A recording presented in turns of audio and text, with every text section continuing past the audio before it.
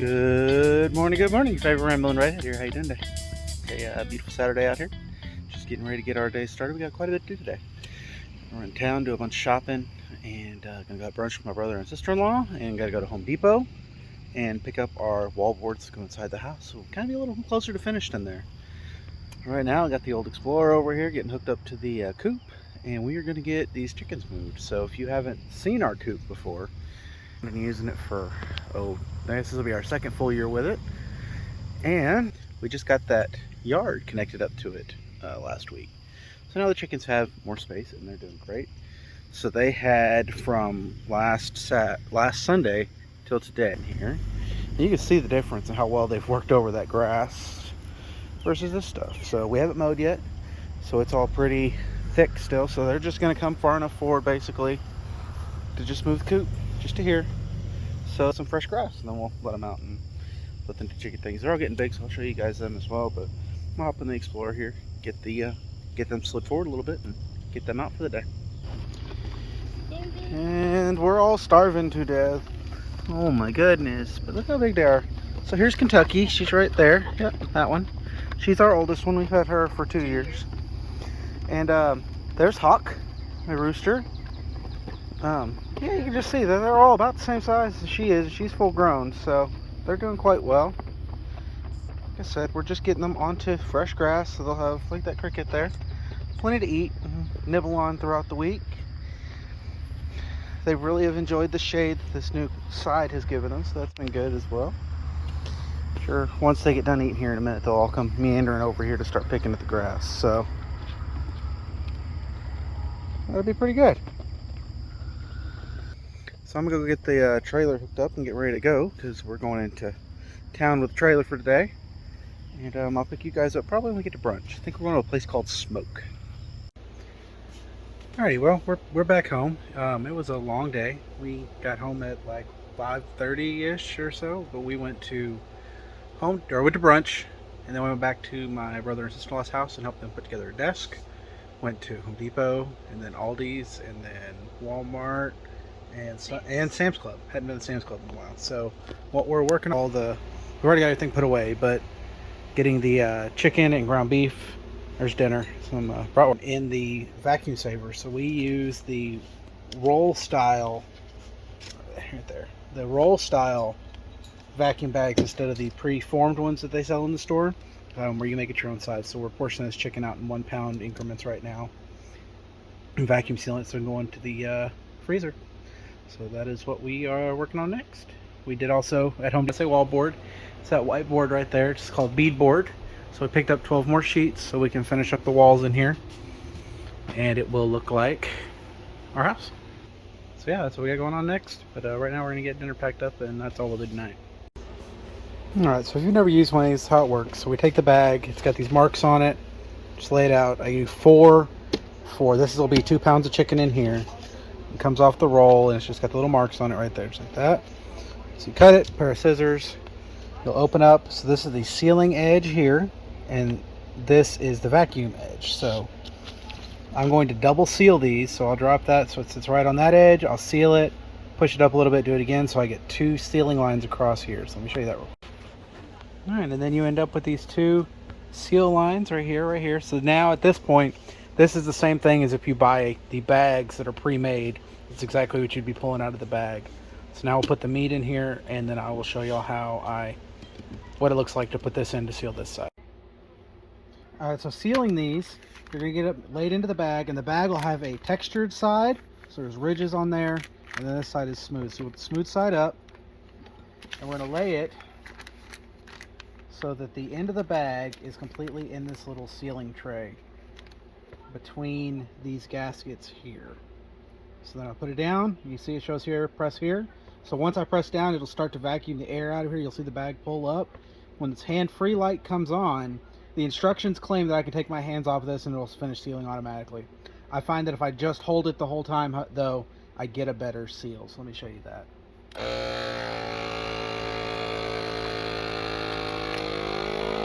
So there's the hands-free light. And now it's sealing, so it's closing the bag up.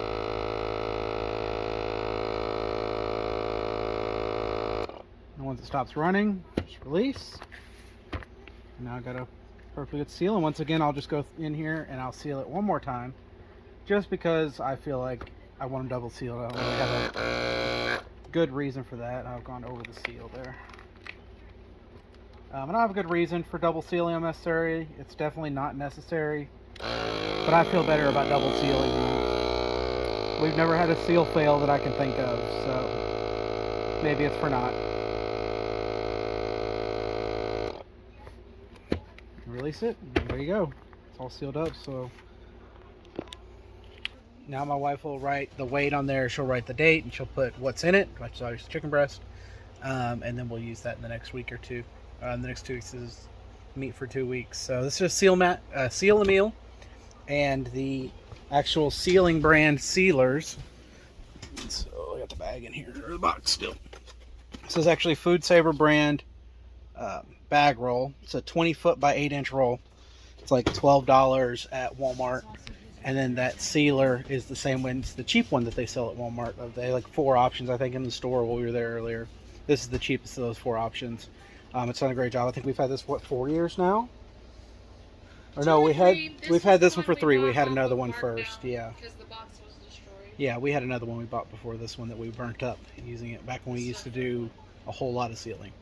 So I got, what is that, 10 pounds of ground beef? 10 pounds. Yeah, I got 10 pounds of ground beef, doing 1-pound bags next that I don't think y'all want to watch. So we're gonna knock out in a minute. All right, so this is 2 pounds of ground beef. So I have 1 pound, one of these 2 pounders. So 2 pounds needs 4 lines.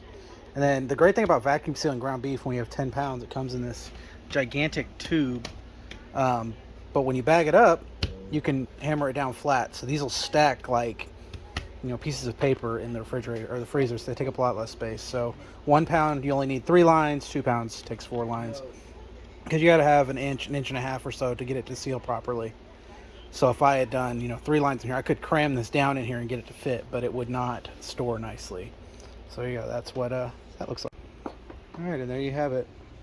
Mountain of extra 1 pound ground beef and more extra. Yeah, we got lunch quesadillas and taco salad, soft tacos, and cheeseburger pasta, hamburgers, and beef stroganoff, and spaghetti.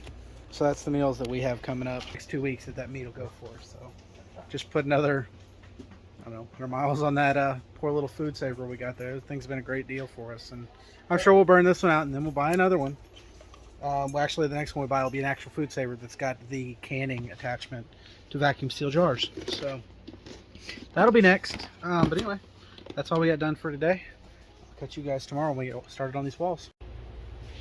Alrighty, so we're gonna get started and getting trim up. So we had some nails that were sticking out here that I had to deal with, and unfortunately we broke this piece. So we'll have to come back and deal with that. But we're gonna start with this wall because it's the easiest. Well, the second easiest, I guess. This one over here will probably be the easiest. I imagine that would be pretty straightforward.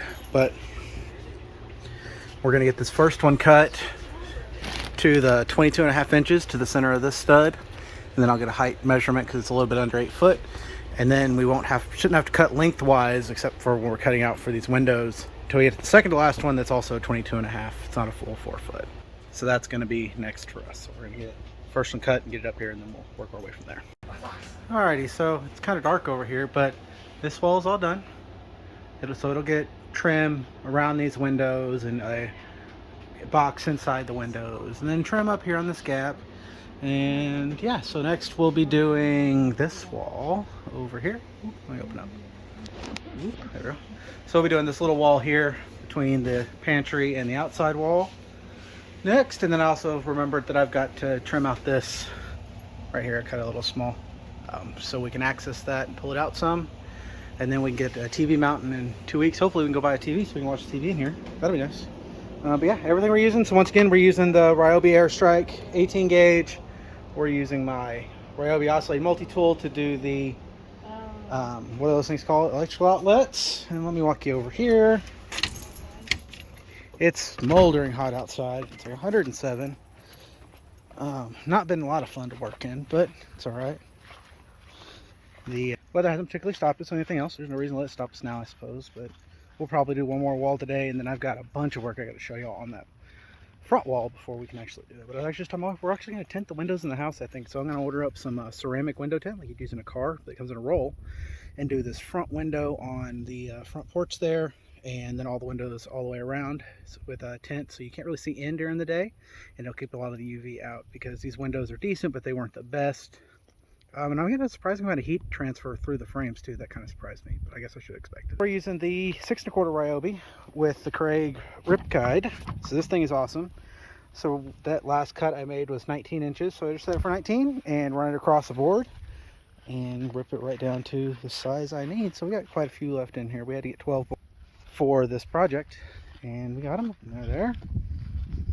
And I'm going to start measuring, figure out what we got to do for this next wall with the door on it, because there's a bunch of oddball cuts in it. Because there's a door and a doggy door. No outlets. No, take that back. 1 3-gang switch box.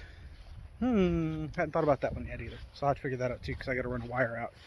So yeah, that'll be next. Alright, so we got another wall done. I'm gonna have to put some trim around here, because this triple gang box was so thick that that's butted up against the outside wall. Good one saying I'm in her way. But yeah, so we got this one done. Had to cut in that corner, put one around the door real nice. This will all get trimmed out. Like I said, we're doing the whole house in farmhouse trim. So this wall will get done tomorrow. Just some of the things I have to do. I have to move this outlet from here to this stud, so it's actually behind the counter here. This is a dedicated circuit for the fridge. There's also a dedicated circuit behind the stove that's for the stove. And then let's see what else have I got to do. Excuse me. So right now there's a plug that's behind the stove there that doesn't belong there, that moves over to this stud, so it'll be right there. And we have that one, and this stud, this one is fine. So then I just have to add the plug for the dishwasher down below. So tomorrow morning we'll be pulling, while I have a customer's track to finish up, we're going to wait to order parts for. While I do that, they'll get this all pulled away from this wall so I can get in there, get the bracing up to mount the cabinets to, and move these electrical connections. But for now, we're moving right along. Alrighty, well, I spent an hour or so this morning, hour and a little bit more, getting the that 8-in tractor done, calling the customer, and she's going to come pick it up some point this week. But here's what we're working on now. We've got all the bracing in, so all the cabinets will mount, got holes in them right there. They'll mount to all these boards. Will be behind the backer, and then we've got this outlet for this side of the cabinet. That outlet is for the dishwasher. Another outlet with the USBs on the other side of the window here. This is the oven dedicated outlet. This is for the coffee pot, and this one is for the refrigerator, also a dedicated outlet. So this outlet falls just to the side of the fridge. I had to move it from this side where it was right behind the fridge. Same with this one. Right here it was right behind the top of the oven. Right here it is over the countertop. So we've got all those in place, and we're going to get started on wallboard. So it can look like that, and then after that it'll be time for figuring out what we're doing up there, and then trim. Once all that's done, this place will start looking like it's finished, and that'll be pretty cool. So we're gonna go and get some more measurements here and start cutting these wallboards down. Alrighty, well, it's a couple hours later now, and we're done. Zoom out, there you go. The whole wall is done. The outlets all land where they need to be now. So like I was saying, this outlet right here was behind the stove. It's back there. And then the coffee pot one was behind the refrigerator. So now we got those back where they need to be. We're going to have to do something about getting some large outlet covers. But we have wall coverings all the way around now, except for in the pantry and up there. We have a bunch of scraps I think we'll be able to do up top on both sides with. And then there's a bunch of trim that's got to go on in here. And we've got the bracing in those walls now. The bracing in there will be able to actually get the cabinets mounted to the walls, and then the cabinet top mounted to, or the countertop mounted to the cabinets. So that'll be a big change as well. One other head and put the heat shields up. So right here is where our wood burning stove will go, that is in the shop right now. So it'll live right there. It's got a plug there if we need to put a fan next to it to circulate. And then we'll be able to keep wood underneath that ladder right there inside. So that all works out really well. But that is the end of this project. End of another fun day. And it's time for me to get all these tools put away and get ready for work. So, hey, thanks guys for watching. Thanks for liking. Thanks for subscribing. I'll catch you next time. Bye.